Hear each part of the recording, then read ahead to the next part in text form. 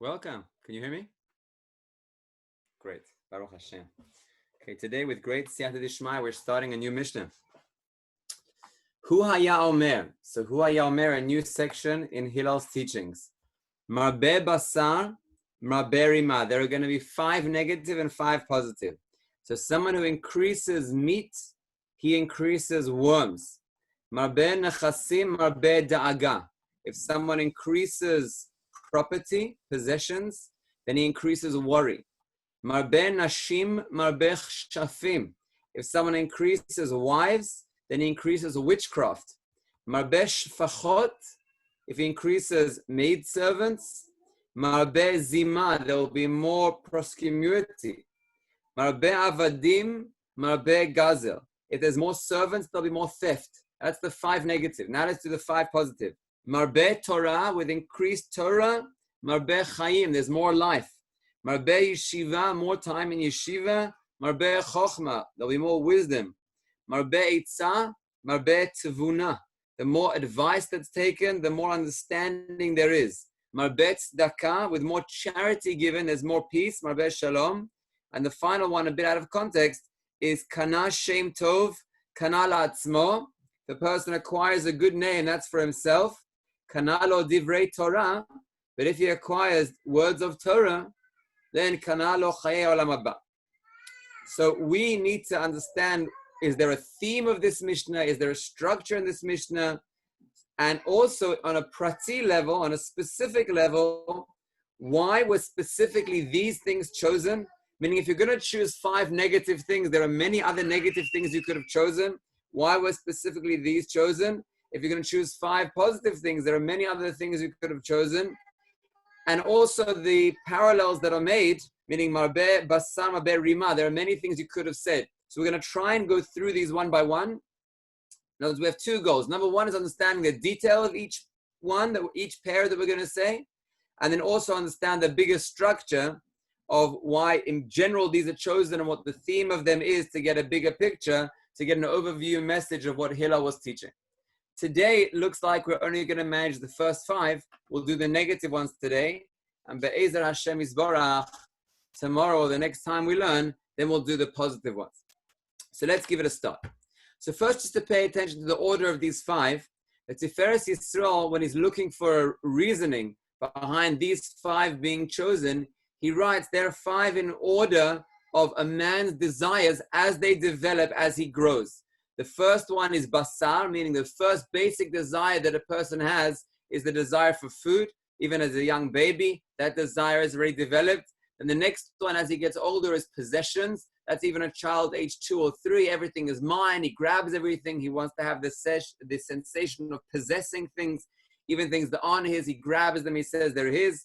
Then as a person gets a little older and he matures, and he reaches a maturity age, then the desire for women develops. And therefore, Marbe Nashim, that's the 3rd stage.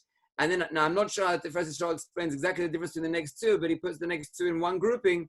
And he says, and then after that stage, a person has the sense either of having arrived and wanting to be treated like a king, meaning wanting pleasure and comfort. And therefore, he wants maidservants. And together with that, he also wants to have a feeling of control. And therefore, he has ordering this person around, ordering that person around. He wants comfort and control, and therefore he wants servants underneath him to give him that sense of comfort and control. Those are the 4 or 5 basic desires that develop in man. Now that hasn't given us an understanding of the second part, the pair of each of these sections, but at least it's given us a bit of a sense of context of why these 5 in this order.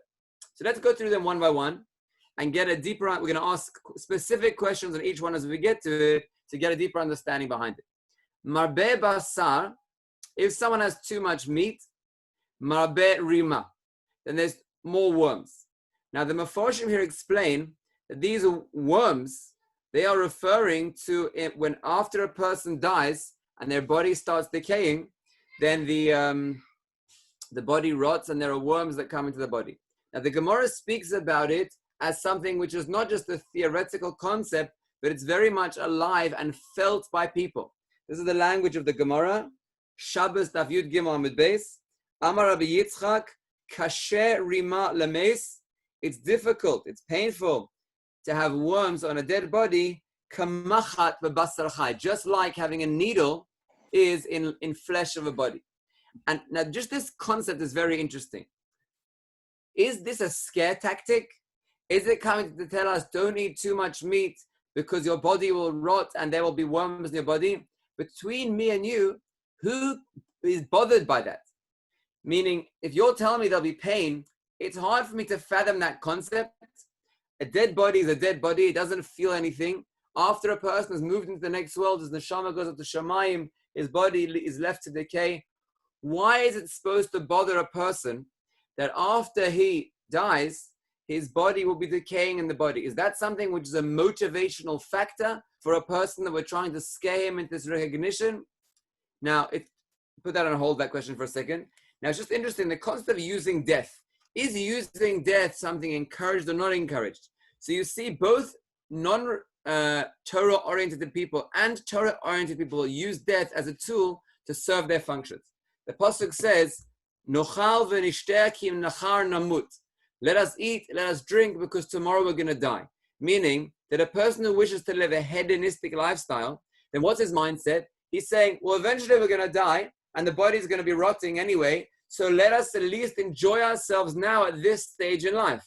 That's from a non-Torah perspective. They use death in order to enjoy the pleasures of this world more. But from a Torah perspective, if we say every evening as part of Kriya Shema Lamita, Rigzu, Al Techatau, Imru Bilvavachem, Al Mishkavachem, V'domu Sela, and the Gemara in the first Perek of Brachos darshans each of those sections. What do you do when the Yetzer Hara comes to attack you?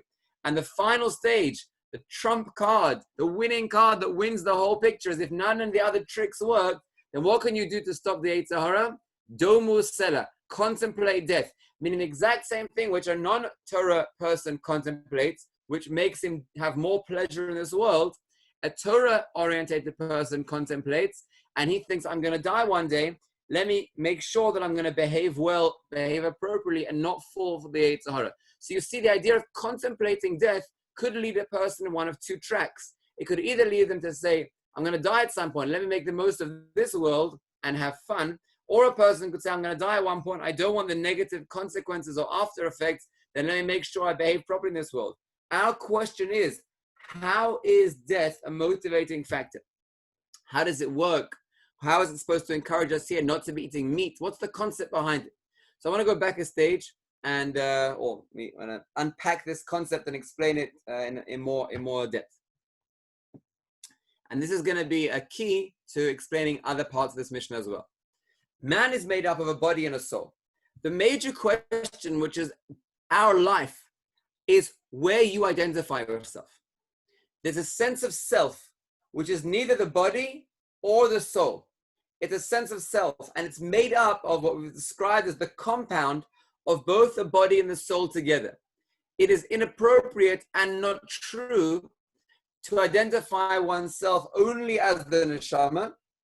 It is inappropriate and also not true to identify oneself only as the body, but rather the ideal role is where a person identifies himself as a compound of both the body and the soul together, where his soul is his guide, his soul is his conscience, his morals, his ethics, his guidance, which is directing him on the right path, and his body is the tool which he uses in order to fulfill that will of the higher sense of self. Only if you view yourself as this compound will you be able to function in an appropriate way in this world. The people who view themselves only as a body, the body takes over, has desires and wills of its own, and it won't lead a person on a good path. A person who only views himself as a neshama disconnects from the world. The body still has desires. He can't live with that. He can't resolve that. He can't understand how could it be that me, such a lofty individual, still has desires for base things. And what eventually happens is that he totally gives into the body's desires after having given up hope of being on such a high level. The healthy compound is where a person has both together. He has on the one hand a soul, on one hand a body, and he recognizes when to use each and appropriate. Now, that's a guideline for life. But there's also a big nafkamina for after a person dies. A person who in this world always identified himself as his body, he would look in the mirror, make up how fancy he looks, buy fancy clothing, in order to stand in front of a mirror and look how nice he looks. He would make a big scene of his body. That was always a big sense of identity for him. When he dies, the neshama leaves the body, or let's say the nefesh leaves the body, and the nefesh is looking down at the body. And then there is a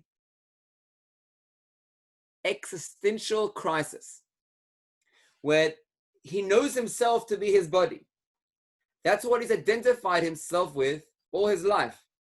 And now there's a sense of self outside, and there's a sense of body lying flat and dead. And suddenly he has no idea who he is. When a tzaddik dies and he departs from his body, lahavdil, or maybe not lahavdil, it's not much different to where he outgrows a garment. And he says, this garment serves me very well. He takes off the garment, he puts it down, and he's now ready to put on a new garment. Because the way that he views his body was a tool which served him, served his neshama. It was part of himself, and therefore he took good care of it. He always tended to its needs, but he never identified his basic sense of self with the body. And therefore, when a tzaddik dies and his nefesh leaves the body, and the nefesh can look down at the body, it looks down and it says, you served me faithfully, go in peace. And the body goes down into the grave and can rot, and it doesn't bother him. He's finished, he's done his job, he's able to then move on to the next stage. Because anyway, his sense of identity is his neshama. So the fact that his neshama is buying a new garment and moving into a new world, he's very comfortable with. That's the essence of his sense of self anyway. However, someone who is involved in his body to the degree that he only identifies himself by his looks, by his body, by his workout in the gym, that's how he identifies his sense of self, then when he dies, his nefesh looks down and has no idea who it is. And that's what it could potentially mean. Marbeh basar, marbeh rima. Marbeh basar isn't talking about a healthy quantity of food. And we're going to note throughout this Mishnah, all of the things that it's mentioning here are healthy and encouraged within reason. There's a specific amount which is appropriate that you have. And that's why when we say that there are dafka, these 5 things, they're not actually negative. Eating meat is something which is positive. Having possessions is positive. Having a wife is positive. And having servants or maidservants, albeit not common in our era, that could also be a positive thing. Many great Gedolim, including Avram Avinu, as well as the Nesiim in each generation, they had Avadim, and it was commonplace until about 1,000 years ago. So all these things are things which are positive, within proportion. However, when it goes beyond the proportion and it's marbeh, then what happens at that moment? What's the difference between someone who's able to retain measure, he's able to understand his need for a certain amount and stay within that need, he has self-control, as opposed to someone who loses that sense of control and he wants more and more beyond his needs. Someone who's within his needs, he's able to be in control. His highest sense of self, his neshama, is guiding the lower sense of self and using it for the higher purpose. That's healthy and encouraged. However, when the lower sense of self, which is going to be what all of the following things are, they take a life of their own and they go beyond the portion that is really allotted to you. And a person has a sense of desire of wanting more of the physical world, then what happens is he loses control over the lower sense of self. He loses control over his possessions, his wife, his servants, and his food. And those things start taking control of him. It's fine to have a measure of desire which serves your needs. It's even encouraged. However, that's so long as you're in control. The moment those base desires, you no longer control them, and they're marbeh, you're having more than you need, to the point where you say, I can't hold myself back, I have to have more. Now they control you. And when they control you, there's a negative consequence. So let's go through that concept in the Mishnah. Marbeh basar is a person who's not eating the amount of food which is healthy for him to eat in order to function, to serve his soul in a healthy way, but rather he desires food for the sake of food. As it says in last week's Parsha, for you, and 2 weeks ago for me, hitavu ta'ava, meaning they desired having desire. It's a concept of, I want to have desire from something in this world. Let me find a way to express that desire, where that desire can come out. Food's a good example. Let's take food. And he desires food for the sake of food. That person is identifying himself with his body. We are warning that person that if you identify yourself with your body, then you are going to set yourself up for a crisis. Because eventually when the body runs out, let's say, and the neshama leaves the body, and you look down, you will look at yourself and there'll be nothing there. There'll be nothing here who you identify with. And all that you identify with there is a pack of cards that you pressed one card and the whole thing topples down. When you identify with more desire of more food, there's no higher sense of self.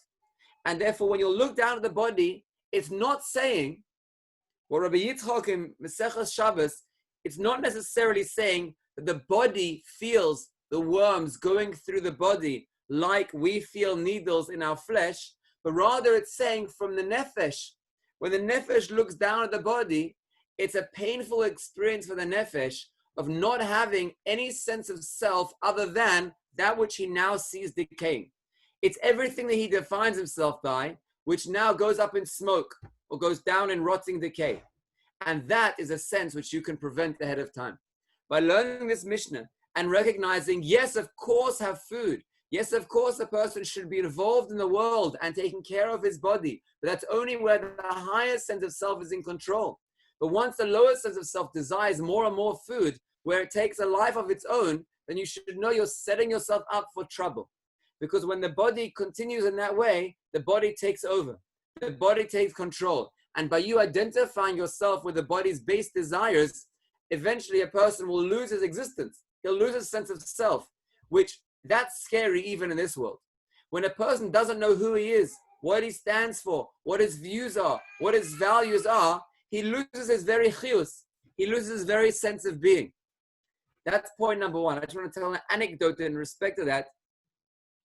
One of the Gedolim in the last generation of Moshe in Machshava was Rav Moshe Shapiro. And there was once, and he dealt a lot with Baalei Tshuva. And there was once a Baal Tshuva who became religious, and his friends came to visit him in Eretz Yisrael. He moved to Eretz Yisrael. He was learning in yeshiva, and his friends came to visit him. And one of his friends was a big bodybuilder. He was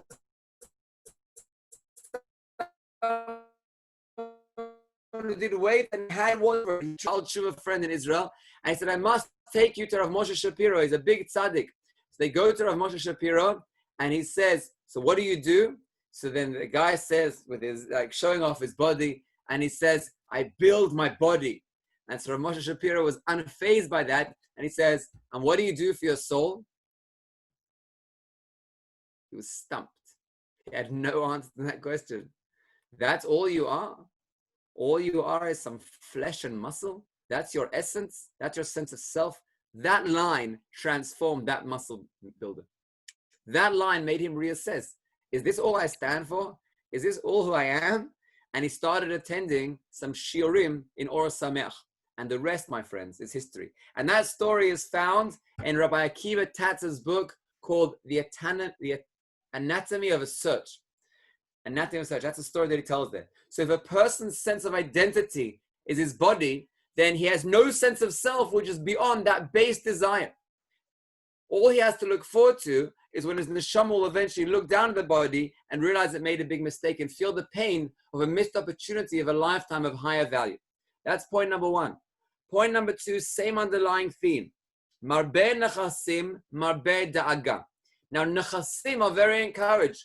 Chazal encourage a person to put a third of their money into property. Chazal encourage a person to take care of their financial health. However, marbe nechasim, meaning when a person already has all that he needs, and now he's looking for more for the sake of having more. It's not that he needs more possessions. He has everything he needs, but he's marbe nechasim. He wants more just to be extra wealthy, just to be extra rich, just to have a sense of having more. So now that base desire is taken over. if the first thing was talking about his body, now we're talking about his possessions. And regarding his possessions, marbeh nechasim, the more possessions a person has, marbeh da'aga, the more worry a person has. Now, what is this worry referring to? So on a simple level, the worry is referring to having to guard and take care of all the possessions that he has. If he has one home, he only has to guard and take care of that one home. Once he has a home and a car and a boat and a holiday home and a spare car and an aeroplane, and suddenly he has a lot more to worry about. Things may go wrong, things may be stolen. Also on one level, marbeh nechasim, the more possessions he has, which are unnecessary for him to have, marbeh da'aga, the more worry he's going to have. But in the same theme of what we began explaining here is that it's not talking about the actual having more meat. It's not talking actually about having more possessions. Rather, it's talking about the sense of desire that's built within a man and how that affects his sense of identity. What does that do to his identity? This is a beautiful pshat that I saw in two places. One of Rav Ferber in his Parish of Pirkei Avos. I think this is an amazing pshat. Chazal say that someone who has 100 wants 200, and someone who has 200 wants 400. So that means that the more desires a person has, the more desire fulfilled, the more desires he has increased, that he wants more in the future. So if you look at it, if a person has 100 and he desires another 100, then his desire is only for one more 100, meaning he does have more desire in the world, but because he has less, then his desires are limited. But when a person has 200, then his desires are for 200. That means whether or not he's able to fulfill that desire, but his sense of lacking, his sense of wanting more things is much greater, which is the opposite of logic. The logic would dictate there's a certain amount you need. If you're missing a lot, you're going to feel a lot of desire. But if you have a lot fulfilled, and if you have a lot fulfilled, you'll have less desire. But it works the exact opposite. It works if you have a little, and you only desire a little more, meaning your sense of lacking and your sense of worry, where will I get my future desires fulfilled, is also less. But once a person has more and more and more possessions, instead of feeling content, and instead of saying, thank you, HaKadosh Baruch Hu, for giving me what I have, all equivalent to how much possessions he has, his sense of desires build as well. So therefore, the first way we learned this was, if he has more possessions, he's worried about those possessions. But the new way we're interpreting it, which is more to do with his identity, is the more possessions a person has, then that builds within him more of a sense of desire for more and more things. And the sense of worry is not on what he already has, but it's on the future. How will I get all these desires fulfilled? Which means that instead of being satisfied with what he has, he again has an existential sense of lack, of missing, of desire which is not being fulfilled and will never be fulfilled. Because the more he fills it, and the more he sets his sights even further about how he wants even more and even more. And this is never ending, dissatisfied. A person will never be able to achieve happiness with this mindset. And again, where does the mindset come from? It's the one word marbeh. Because there's a certain amount of possessions that you need. And that amount you should desire without going crazy about it, because HaKadosh Baruch Hu determined how much you're going to have at the beginning of the year, but you can desire, you can work towards it. And once you have that amount, you say, I have what I need. Thank you, HaKadosh Baruch Hu. But that's because the desire doesn't possess you. You recognize your family's needs and you're taking care of your family's needs and you're in control. The highest sense of self is in control. And that's why you feel satisfied. But the moment that the desire for possessions overtakes you, and instead of you being in control, it controls you. It's similar to what we said regarding food, which was a desire of the body. Now we're talking about the desire of possessions, then you lose control. And therefore, marbeh nechasim, once a person gets into a state of mind where he's never enough and he always desires more and more, then he's lost his sense of self. He's lost his sense of recognizing who he is. All he becomes is one big club of desire that always wants more and more, and therefore he'll be in a constant state of worry, never fulfilling what he wants. There's an excellent book that I haven't read, but I've read excerpts from, and I recommend from what I've read of it. It's by an Israeli professor in America, whose name is Professor Tal Ben Shachar. And he wrote a book which I don't remember the name in English, but it roughly translates to eternal happiness. That's not the name of it, but that's roughly the name. And that book explains this concept in great depth. It's a whole book on this concept, how the reason why, especially the American mindset of possessions for the sake of possessions, will leave a person dissatisfied their entire life. So that's point number 2 along that same theme. Point number 3, Marbeh Nashim, Marbeh Shafim. Now this is an interesting one. More wives you have, the more witchcraft there will be. Now this is something which is totally out of our experience in these day and age.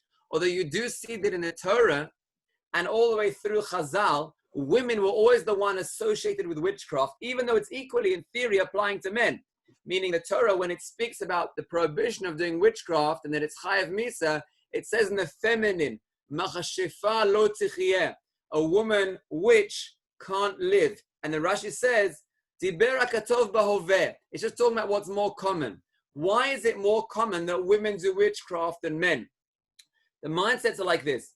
A man has to have a sense of control, that he has power, that he's able to be in control of his situation, his circumstance. For males, that's a less of an issue because they're more powerful. They're able physically to take control of the situation.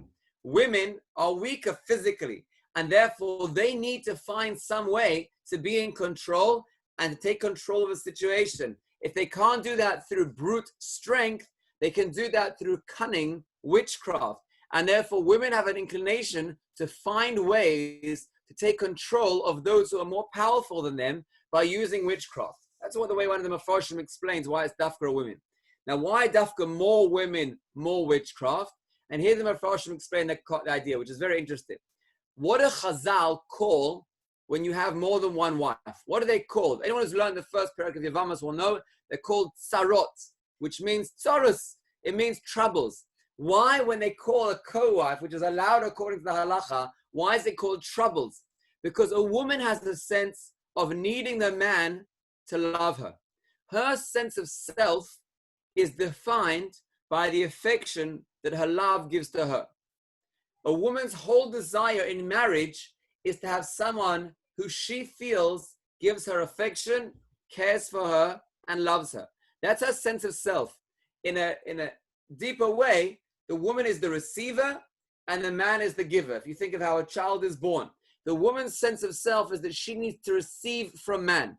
Her life, her sense of identity is built by that sense of her male side, her man, giving her encouragement, love, and affection.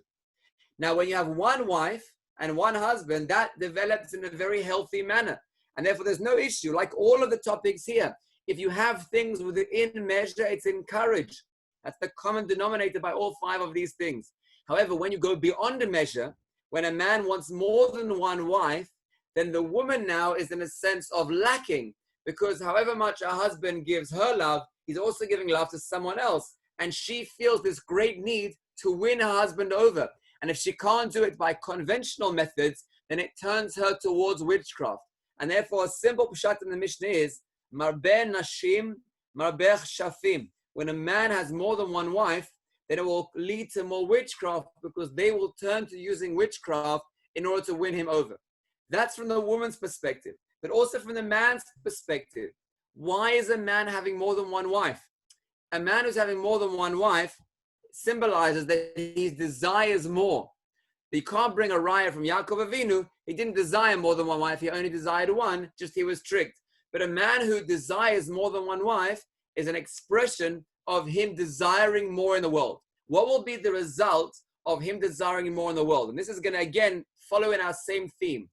It's when you have desires that go outside of what you need, then those desires take control of you. Just like in the first example, when a person wants more food and that food starts to control him, he loses sense of his morals and he goes after his desires. When a person wants more possessions, he loses sense of his morals and his sanity and his joy and happiness and his serenity and his menuchas nefesh and his constant eternal seeking to have more desires fulfilled, and he can never fulfill that.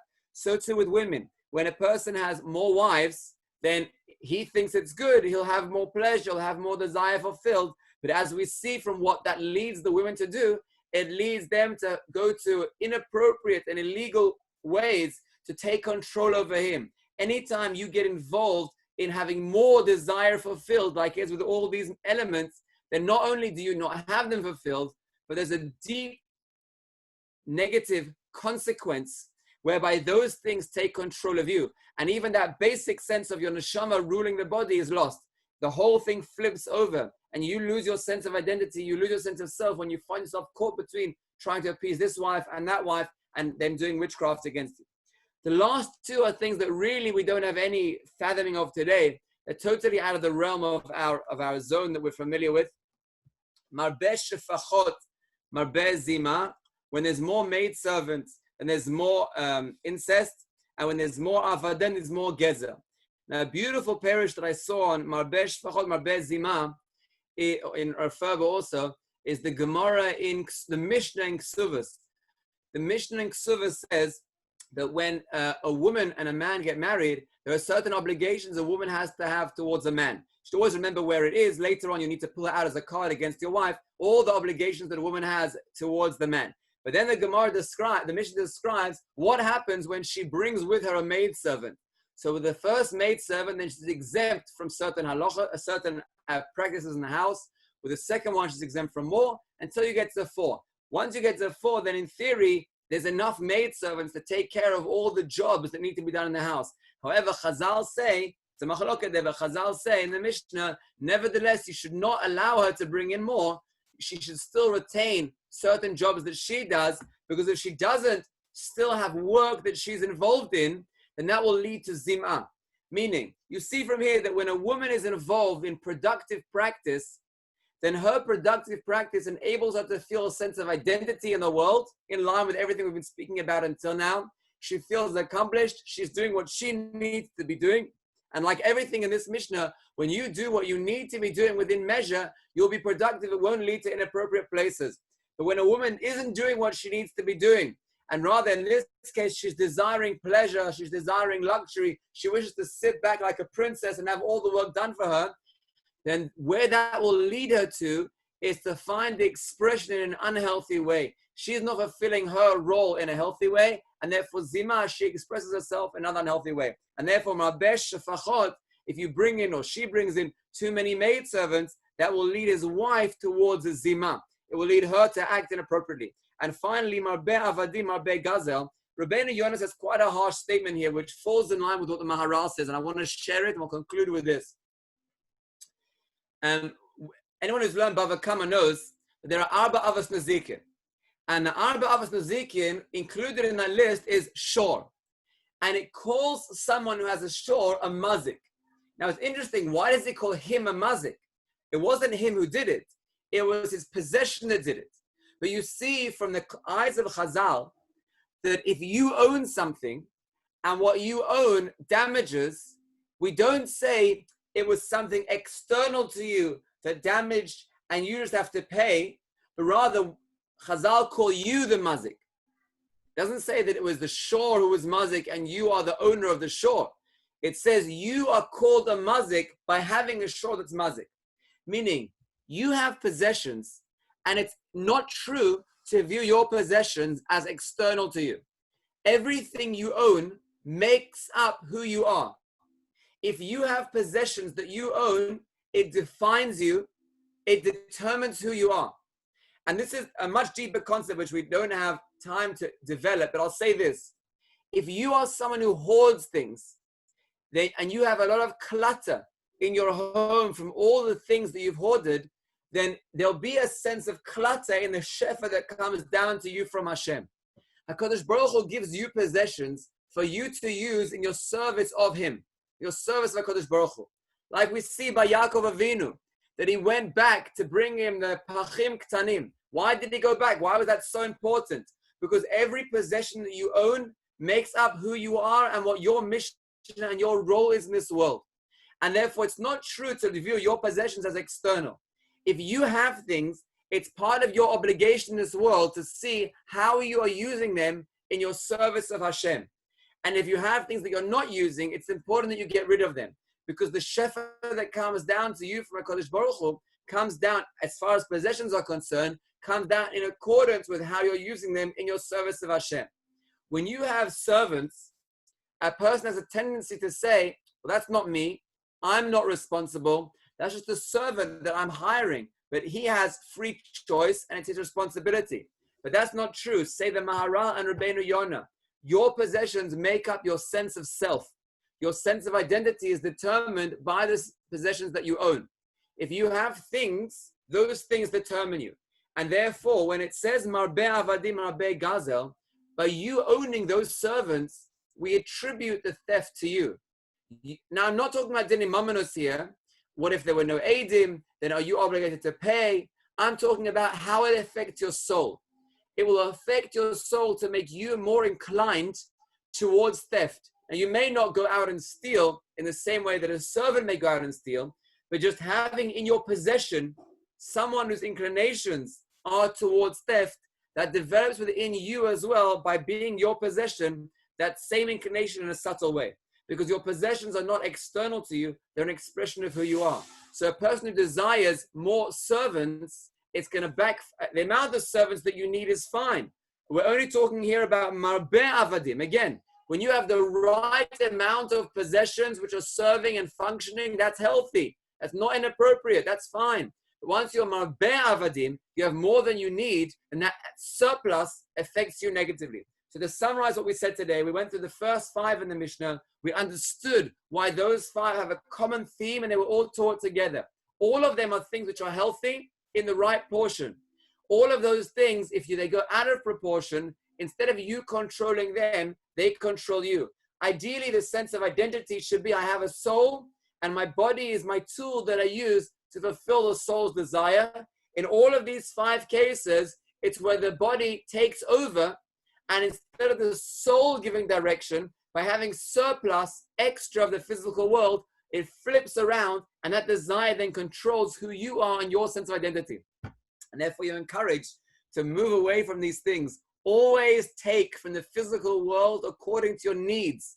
Don't hold yourself back from anything that you need. But the moment you feel that you're desiring for the sake of desire, and it's going beyond your needs, recognize that there's going to be a negative consequence if you allow that desire to be fulfilled just for the sake of desire, and say, Hashem, thank you for giving me what I need. I have exactly what I need. Any more is going to harm me. I'm stopping here. Have a good night.